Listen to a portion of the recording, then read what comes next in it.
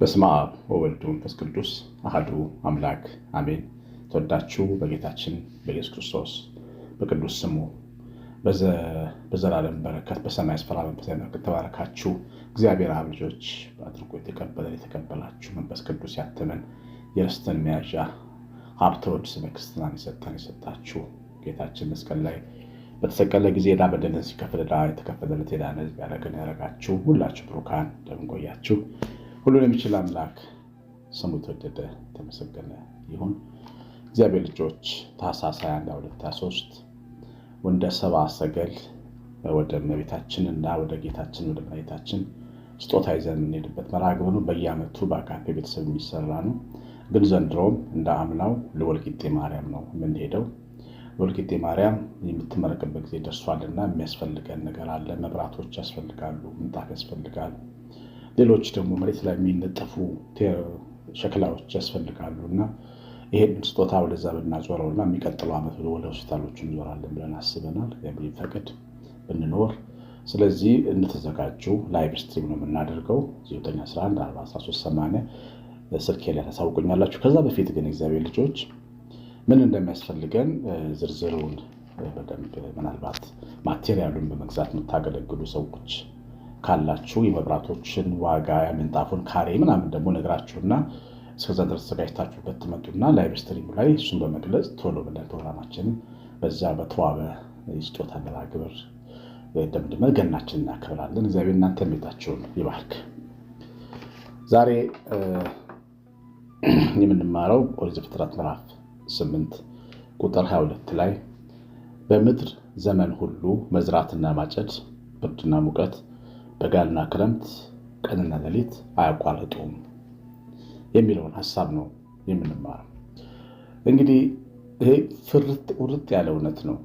በስጋ ለሚኖሩ በስጋ ዓለም በዚህ ዓለም ተወልደን ለተፈጠረን ሰዎች በምድር ላይ ላለን ሰዎች ምድራዊ ያለውን ሰዎች የምድርን ሕግ ነው የሚነግረን መጽሐፉ። በምድር የሚኖር ሰው በምድር እየኖረ በምድር ላይ እንደማይኖር ሰው ማሰብ የለበትም። መሬት ላይ እየኖረ መሬት ላይ እንደሚኖር ሰው ማሰብ የለበትም። እርግጥ ነው እኛ ምድራዊ ብቻ ሳይሆን ሰማያዊም ነን። ኤፌሶን 1:3 ላይ በሰማያዊ ስፍራ በመንፈሳዊ በረከት የተባረክን ነን። ነገር ግን ምድራዊም ነን፣ ስጋም ነን፣ መንፈስም ነፍስም ነን። ስለዚህ እኛ በምድር ህይወት እያለን ምድርን ክደናት ልንኖር አንችልም። እቺ መሬት የምትሰጠንን የህይወት እጣ ፈንታን ልንቃወም አንችልም። እጣ ፈንታችንን ግን ከእምነት ጋር በማዛመድ የተሻለ ማድረግ፣ ተራራውን ሜዳ ማድረግ፣ ሸለቆውን ድልድይ ሰርቶ መሻገር እንጂ መቼም ሸለቆ ለምንኖር አንልም። አሁን እንደሰማችሁት ነው። በዚህ ምድር ላይ በምድር ዘመን ሁሉ መዝራትና ማጨድ አለ ይላል። ሰው ለምሳሌ በህይወቱ የሚዘራበት ጊዜ አለ፣ ደግሞ የሚያጭድበት ጊዜ አለ። በአንድ ቀን አጭደን በአንድ ቀን ዘርተን በአንድ ቀን ለማጨድ ማሰብ የለብንም። የእውነት ነው። ለምሳሌ ጸልየናል። ከጸሎት በኋላ በአንድ ሌሊት ሁሉ ነገር እንዲያልቅ መፈለግ የለብንም። ጸሎት ዘር ነው። በቅሎ እስኪያበብ ድረስ መጠበቅ ያስፈልጋል። ካህኑ ዘካርያስ ስለዚህ ጸልዮ ነበረ። የካህኑ ዘካርያስ መከር የደረሰው ከብዙ ዓመት በኋላ ነው። ከሸመገለ በኋላ ልጅ ትወልዳለህ ብሎ ቅዱስ ገብርኤል መጥቶ ነገረው።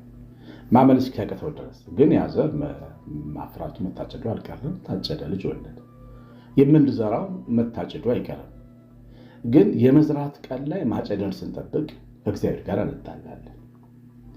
በህይወታችን የምንለፋበት ቻሌንጅ ውስጥ የምናልፍበት ተግዳሮት ውስጥ የምንፈተንበት በመከራ ሰዓት የምንለበለብበት ጊዜ አለ። እሱ የመዝራት ጊዜ ነው። ደግሞ እንደገና ያልፎ ደግሞ መከር ይመጣል። የማጨድ የበረከት የምስጋና የልልታ በድንኳን የልልታ ሙሉ ነው ብለን የምንዘምርበት ደግሞ ጊዜ አለ። ሁለቱም ጊዜዎች ግን አሉ ነው። የማጨዱን ጊዜ ብቻ ፈልጋለሁ የመዝራቱን ጊዜ አልፈልግም ማለት ግን በምድር ለሚኖር ሰው አይችልም። ለሁለቱም ራሳችንን ልናዘጋጅ ይገባል።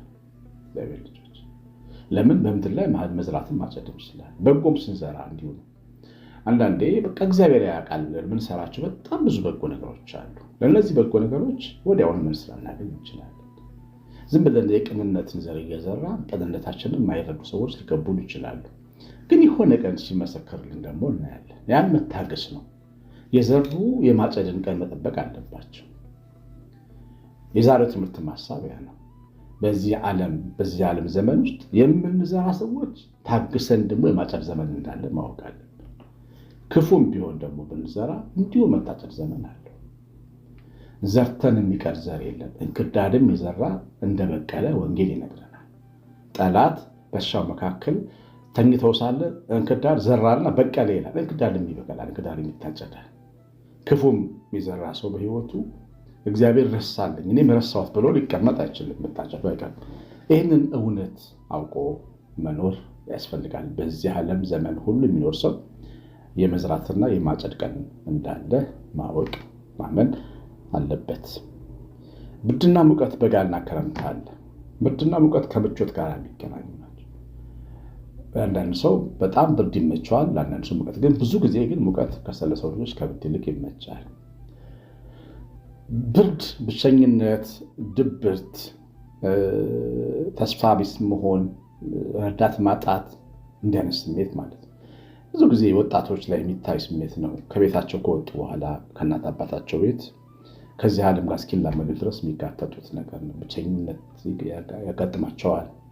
በተለይ መንፈሳዊ ወጣቶች ይፈተናሉ። የሚገርማቸው አሁን ካፕል እንኳን ለመሆን አንድ ወንድ ከአንድ ሴት ጋር ለመቆየት በጣም ከባድ ፈተና ጊዜ እንደሆነ ነው የምሰማው። ለምሳሌ አንዲት ሴት የወንድ ጓደኛ ብትይዝ አብረን ካልተኛን እንዴት ላገባሽ አልችልም ይላታል። እሷ ደግሞ በድንግልና መኖር ትፈልጋለች። በዚህ ምክንያት ይቋረጣል ግንኙነታቸው። ያ ወንድ ከእሷ ጋር መደሰት ነው የሚፈልገው፣ እሷ ደግሞ እግዚአብሔርን ሀሳብ ተከትላለች። በዚህ ምክንያት ድብርት ውስጥ ትገባለች፣ ብቸኝነት ያጠቃታል። የብርድ ወራት ይባላሉ እነዚህ። ሰዎች የማይረዱን ጊዜ፣ ብቻችን የምንሆንበት ጊዜ፣ ወይ ለትምህርት ወይ በተለያየ ሩቅ ሀገር ሄደን ከቤተሰቦቻችን ጋር የምንርቅባቸው ጊዜያቶች፣ እነዚህ ጊዜያቶች ለሕይወታችን ለመንፈሳችን እንቅስቃሴ የሚፈጥሩ ናቸው።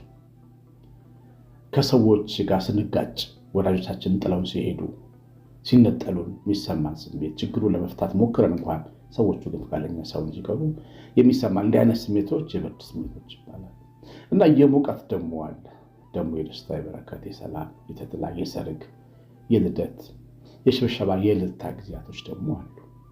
ሁለቱንም ነው የምንጋፈጠው። ብርዱ ስለመጣ ሕይወት አይረባም ማለት አንችልም። በብርዱ ወራት ራሴን ላጥፋ፣ ራሴን ልነቅል፣ ግደል ልንል አይገባም። ምክንያቱም የመሞቅ ጊዜ ደግሞ አለ። በሕይወት በዚህ ዓለም ዘመን ሁሉ ስንኖር የብርድም የሙቀትም ጊዜ አለ ይላል።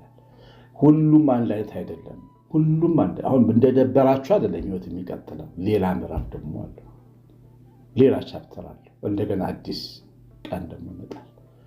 ሰዎች እናንተን የሚያቅፉበት ጊዜ ይመጣል። የምትፈልጉበት የምትናፈቁበት ጊዜ ይመጣል። የምትለመኑበት ለእናንተ ሽምግልና የሚላክበት ጊዜ ደግሞ ይመጣል። ይህ መታገስ ያስፈልጋል። በዚህ ዓለም የብርድም የሙቀትም ጊዜ አለ። በጋና ክረምት አለ። በጋና ክረምት አለ። እንዱ ዝም ብለን የምንለፋባቸው ጊዜያቶች አሉ። ብዙ ሰዓት የምናጠናበት፣ ብዙ ሰዓት የምንሰራበት፣ የምንነግድበት፣ ብዙ ሰዓት ትርፍ የሌለው የሚመስል ስራ የምንሰራበት ጊዜ አለ።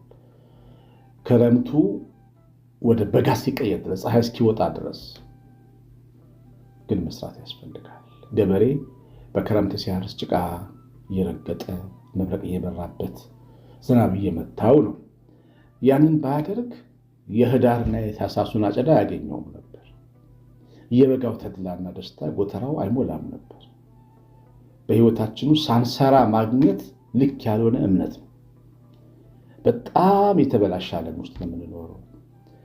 ሳይሰሩ ሀብታም የሚኮንበት ዓለም፣ ሰው ወንጀል የሚሰራበት ዓለም፣ አደገኛ ወንጀል የሚሰራበት፣ ሀገርን የሚሸጥበት፣ ክብሩን የሚሸጥበት፣ አካሉን የሚሸጥበት፣ ብዙ ነገር የሚሸጥበት፣ የሰውን ነፍስ የሚሸጥበት ዘመን ነው። ሳይሰሩ መብላት ስለተለመደ። ግን እናንተ እግዚአብሔር ልጆች በህይወታችን ክረምት ውስጥ መታገስ አለብን፣ መልፋት አለብን። መልፋት ባለን ጊዜ የሚባክን ጊዜ እንዳይኖር፣ መማር ካለብን መማር፣ መስበክ ካለብን መስበክ፣ ማረስ ካለብን ማረስ፣ መነገድ ካለብን መነገድ፣ በትጋት። ከዛ በኋላ ደግሞ እግዚአብሔር ደሞዝ ከፋይ ነው። ግድ ሱቅ ስለከፈተን አይደለም እግዚአብሔር ደሞዝ የሚከፍለን።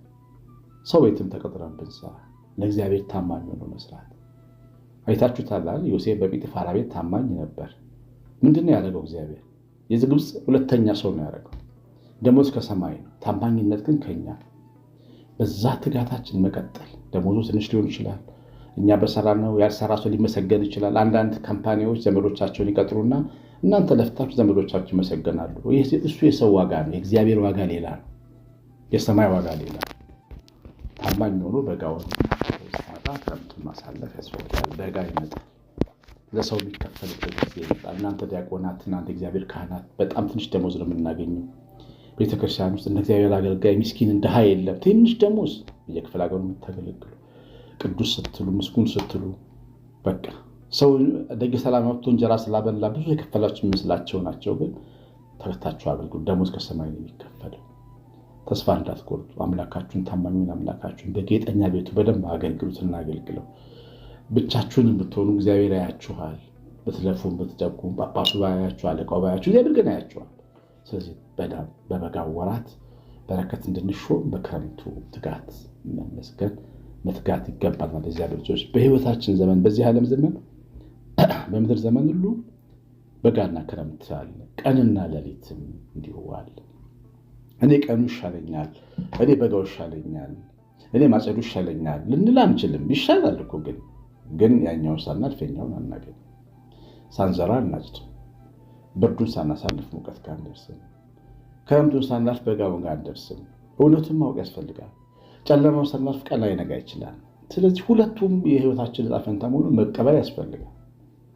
ስንቀበለው ህይወት ቀላል ይሆናል። ይገርማችኋል። ስቀን መቀበል ነው።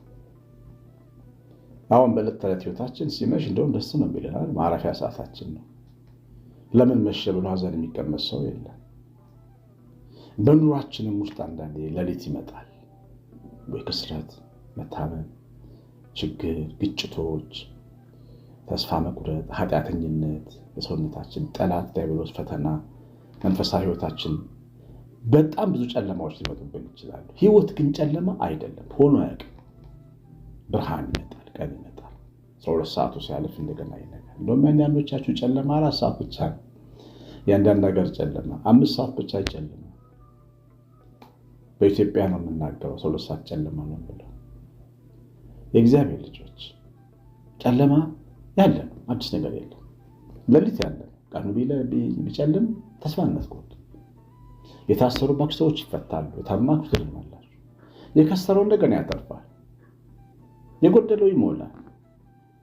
ኃጢአተኝነታችሁ በንስሐና በሥጋው ወደሙ በእግዚአብሔር ምሕረት ይቀደሳል። ተስፋ እንዳትቆርጡ። ቀን ደግሞ ይመጣል። በሕይወታችን ቀንም እንደሚመጣ ማመን፣ ሌሊትም ደግሞ እንዳለ አለመካድ። እነዚህ አንጻራዊ እውነቶች ናቸው። በምድር ዘመን ስንኖር እነዚህን እውነቶች ተቀብለን መቀበል መፍትሄ ነው።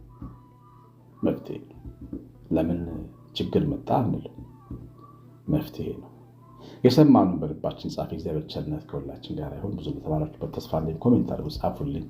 ኮሜንት ስለምታደርጉ፣ ስለምትመርቁኝ፣ ላይክ ስለምታደርጉት ዘራችሁን እግዚአብሔር ይባርክ። ቀሲስ አሸናፊ ገብረማርያም ነኝ። ሰላም